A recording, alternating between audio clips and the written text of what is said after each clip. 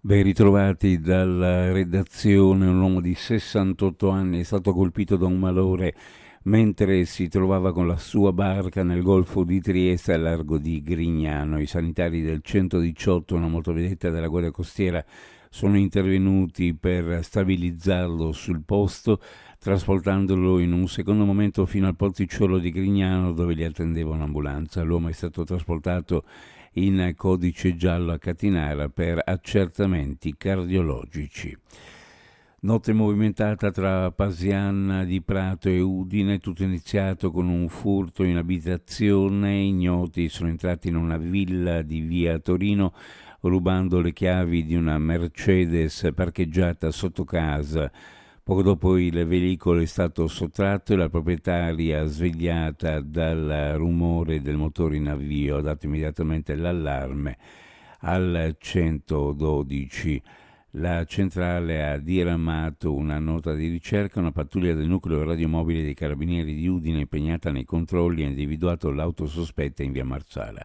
Alla vista dei militari, 2 occupanti del veicolo hanno tentato la fuga cercando anche di speronare la gazzella dell'arma senza riuscirci. L'inseguimento è proseguito fino alla zona dell'ospedale Gervasutta dove i fuggitivi hanno abbandonato l'auto e sono scappati a piedi.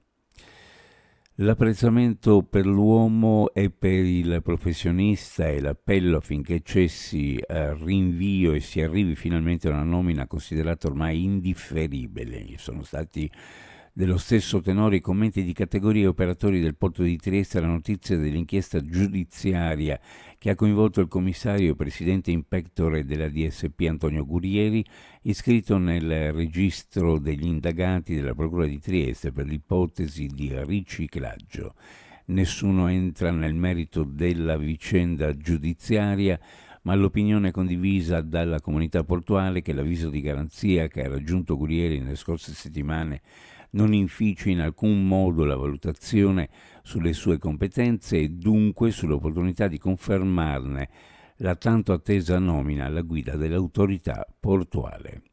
Ancora cronaca, la centrale operativa Sores ha attivato la stazione di Forni a Voltri del soccorso alpino e l'Eli soccorso regionale per prestare soccorso ad una donna caduta in discesa nei pressi di Forca dell'Alpino, a oltre 2000 metri di quota nelle Dolomiti Pesarine, in comune di Prato Carnico. La donna, una 54enne della Bassa Friulana, si trovava con un gruppo del club alpino italiano quando ha riportato contusioni a seguito della caduta.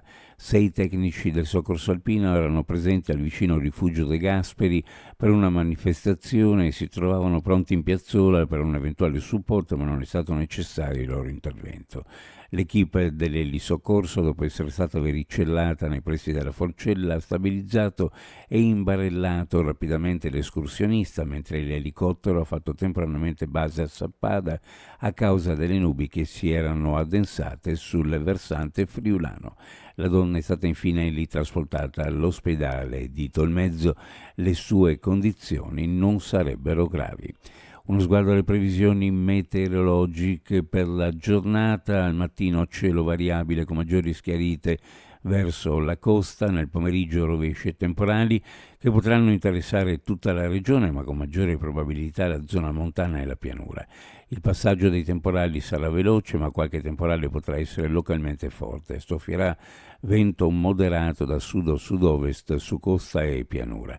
Per quanto riguarda le temperature, minime in pianura fra 18 e 20, le massime fra 29 e 31 gradi, sulla costa minime fra 23 e 25, le massime fra 27 e 29 gradi centigradi. Previsioni a cura di ARPA e FVG Meteo. Ed è tutto per il momento con l'informazione, grazie per averci seguito, a più tardi.